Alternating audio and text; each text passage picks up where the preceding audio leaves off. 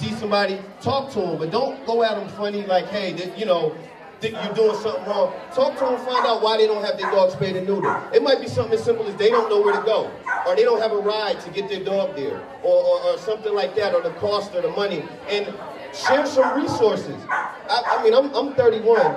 There's so much stuff that I'm learning about all of this that I didn't learn until a few years ago. And a lot of it is just presenting information in a way where people will be more receptive to it.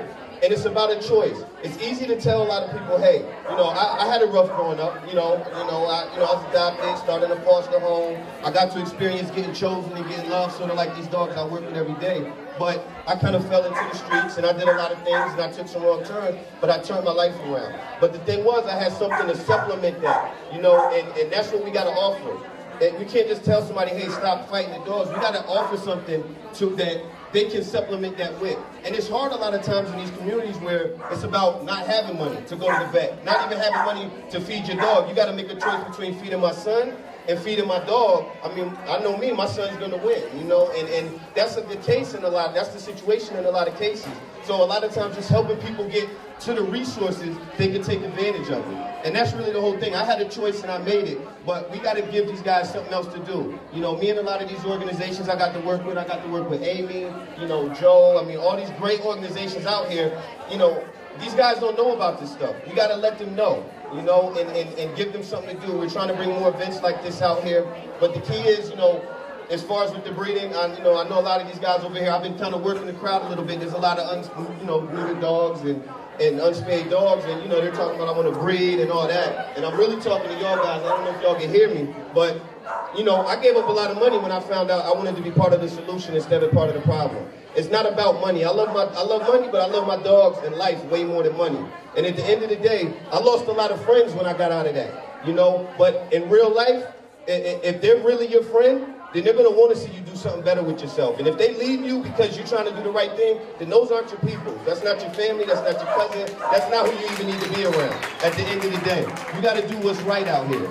And you know, people tell me, oh, you stupid. You know, why you do that? That's free. That's tax-free money. You know, at the end of the day, it's a lot of different ways. If you love dogs, there's a lot of different ways you can get money with dogs. I got a dog walker in my neighborhood. He might make, I mean, I'm not going to put his business out there. He might make $1,500 a week or every 2 weeks just walking dogs and cats and doing that. You can be a trainer. I mean, you can go volunteer, do things at vets. I mean, there's a whole bunch of stuff to do. There's different kinds of training. Agility, weight training, I mean, tracking. I mean, there's so much stuff you can do if you just go get the information. I mean, the internet is great. There's all kind of stuff out there that, you know, you read on the internet and you put up pit bull and then you got all the pictures and the pictures, you know. But if you dig a little bit, you go through, there's a lot of credible resources out there where you can find information. But, you know, as far as you guys is breeding, it's about making a choice, man. And right now you're at a crossroad in your life. Everything happens for a reason. You're here for a reason. You know, now you can be an advocate for your neighborhood when you go back. And you tell them, and you can tell them, look, this is I don't want to breed my dogs no more. There's other things I can do to get money, you know, and that's the whole key. You know, try to find other things. You guys get these dogs spayed and neutered, man. You know, it's healthy for them. You know, if they live a better life, and it's easier for you, less problems. The problem is overbreeding. They're killing so many dogs, and we dumping pit bulls out here in these streets, and we don't need no more pit bulls. I'm not against breeding. We wouldn't have the dogs we have today if it wasn't for responsible breeding.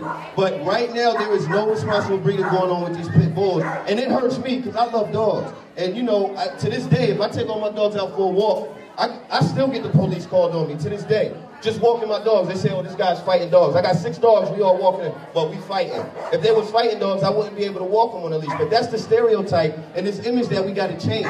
And it's only going to happen by having more responsible people out here with the dogs in the community. Get these dogs fixed. Stop breeding them. Try to be part of something. If y'all want to come hang with me, come hang with me. I'll show you some dogs that's all spayed and neutered, and they all dog. Trust me. I'll put them on his weight. I'll do all this stuff. You'll see they all real dog. It doesn't make them less of a dog. You know, in the hood, you know, we're a real word-of-mouth community. You know, somebody gets something in the hood, you know, hey, you heard what Ray Ray got over there? You see that new car? You know, we pass a lot of information around in the hood, and half the time, 90% of the time, it's not real. Everybody is out here faking. They acting like they're making thousands of dollars breeding these dogs. They're not making no money. They're putting dogs out here that's ending up in the shelter. I've seen whole litters of dogs get put down. when I've been in these shelters. Whole litters. The mom had the dogs in the kennel, and they had to put the mom down and the pups. And I'm not blaming the cab or whatever shelter it is. They have to do this because the problem is so crazy. You know what I mean? But stop listening to what your people saying. Be your own man. You know what I'm saying? At the end of the day, be your own person. Do what's right. You know, you guys out here, y'all know who I'm talking to. I told y'all to listen to me. Go back to your area and talk to your people. At the end of the day, it's not going to be easy. Whenever you're trying to make change, you don't usually have a whole team behind you. Usually you the first one, you the pioneer. Be leaders, man. Stop following and doing what these other dudes is doing. Because it's not cool, trust me. It's not cool, man. You know? So, you know, at the end of the day, that's really it. I get real passionate about this. Like, this is my life. I grew up with dogs. If you saw me, you always saw a dog with me. You know, I usually bring one with me, but I know I was working today, so I didn't. Because I didn't want to put them in the crate and all of that. But, you know, at the end of the day, and the people in the rescue thing, too, thank everybody for what y'all doing. And keep doing what you're doing. It's a big fight. But at the same time, we do need some other new approaches and new ways to do things. You know, I see a lot of things coming where we run up on people and we're like, hey, you know, like I said, it's that you're wrong type of mentality. Just talk to people, find out why they're in the situation they're in sometimes, and kind of reach them that way. Take them with you, let them hang out, show an interest in them. Sometimes it's not even what you say. It's the fact that a lot of these kids don't have anybody that show the interest in them. So just showing that interest, and they want to be part of something. That's how they ending up in games. That's how they getting up in all this stuff, because they want to be part of something, but it's nothing to be part of outside of those walls they're coming from.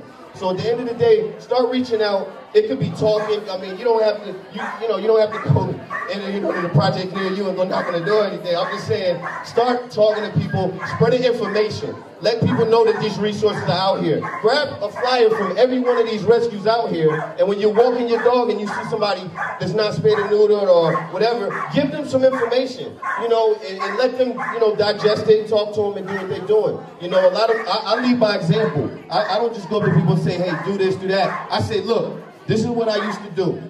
This is the information I got, and this is what I'm doing now. I made that choice.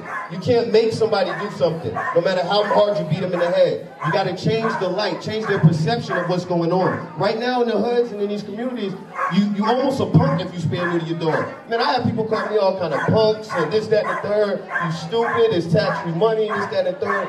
But at the end of the day, I don't live my life for them.